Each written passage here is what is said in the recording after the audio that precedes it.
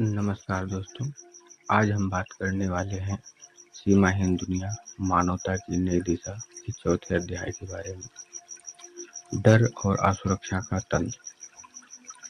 अक्सर हम सोचते हैं कि सीमाएं बाहर खड़ी होती हैं, देशों की, समाज की, व्यवस्था की, लेकिन असली सीमाएं कहाँ होती हैं? हमारे अंदर। हमारे भीतर ऐसे डर बैठे होते हैं जो हमें रोकते हैं, दबाते हैं और नियंत्रित करते हैं। और दिलचस्प बात यह है कि मानव समाज ने जितनी भी दीवारें बाहर बनाई हैं, उनका असली कारण कोई बाहर खतरा नहीं, बल्कि भीतर की असुरक्षा है। दोस्तों, डर कोई आज की चीज नहीं है।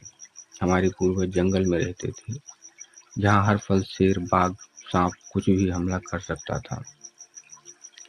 उस समय डर एक अलार्म सिस्टम था जो कहता था, सावधान रहो, खतरा पास है। लेकिन समय बदलता गया। अब जंगल का शेर तो नहीं, पर डर अभी भी है, बस उसका रूप बदल गया है। अब डर है, अगर मैं असफल हो गया तो, अगर समाज ने मुझे स्वीकार नहीं किया तो, अगर मैं पीछे रह गया तो। डर बाहर से नहीं आता, हमारे भीतर पैदा होता है और चुपचाप हमें नियंत्रित करता है। आपने गौर किया होगा, हर सत्ता डर का इस्तेमाल करती है। इतिहास उठाकर देख लीजिए, कभी भगवान के कोप का डर, कभी राजा की ताकत का डर, कभी दुश्मन देश का डर, कभी कानून और व्यवस्था का डर। आज भी राजनीति हो, अर्थव्यवस्था हो, मीडिया हो, डर एक टूल की तरह इस्तेमाल होता है, क्योंकि डर सबसे आसान तरीका है लोगों को आज्ञाकारी बनाने का। एक डरा हुआ व्यक्ति प्रश्न नहीं करता, और जब वह प्रश्न बंद हो जाते हैं, तब नियंत्रण आसान हो जाता है। इसीलिए मैं हमेशा कहता हूँ, डर सत्ता का सबसे सस्ता ईंधन है। आज हम एक ऐसे दौर में हैं जहां असुरक्षा खुद एक प्रोडक्ट बन चुकी है। सोचिए, बीमा कंपनियां मृत्यु के डर पर, कॉस्मेटिक उद्योग अस्वीकार किए जाने के डर पर, टेक कंपनियां फोमो यानी छूट न जाए के डर पर, और राजनीति भविष्य और पहचान के डर पर टिकी हुई है। हमारे पास एक पूरा उद्योग खड़ा है जो हमें असुरक्षित महसूस कराता है और फिर समाधान बेचता है, यानी डर बनाया भी जाता है और फिर बेचा भी जाता है। हमने सोचा था कि इंटरनेट हमें आज़ाद करेगा, लेकिन हुआ क्या? हम कंपैरिजन के डर में जीने लगे। कौन बेहतर दिख रहा है, किसके पास क्या है, किसकी पोस्ट वायरल हुई, किसकी नहीं। एल्गोरिदम हमारे डर को पढ़ते हैं और उसे विज्ञापनों में बदल देते हैं। हम सोचते हैं कि हम कनेक्टेड हैं, लेकिन असल में हम कंट्रोल्ड हैं। आज का डर दिखाता है नहीं है, पर हमारी डिसीजंस, हमारी सोच, हमारी पहचान, सब पर असर डाल रहा है।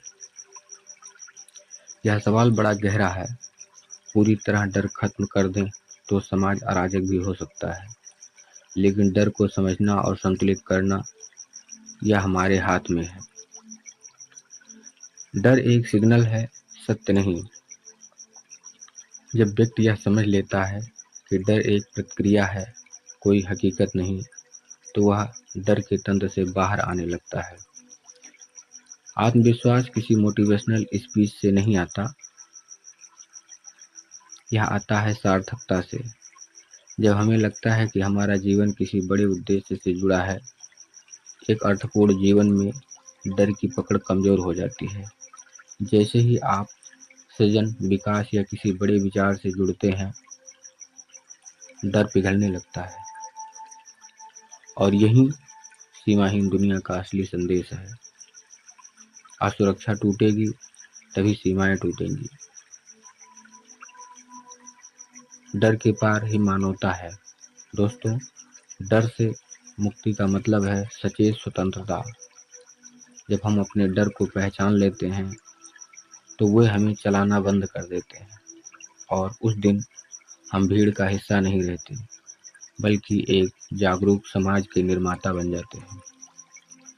अध्याय 4 यही कहता है, सबसे कठोर सीमा बाहर नहीं होती, वो हमारे भीतर होती है, वो है डर की। और जब यह सीमा टूटती है तभी सीमाहीन दुनिया संभव होती है। अगर यह अध्याय आपको पसंद आया हो तो वीडियो को लाइक करें, चैनल को सब्सक्राइब करें और अगला अध्याय जल्द ही आपके सामने होगा।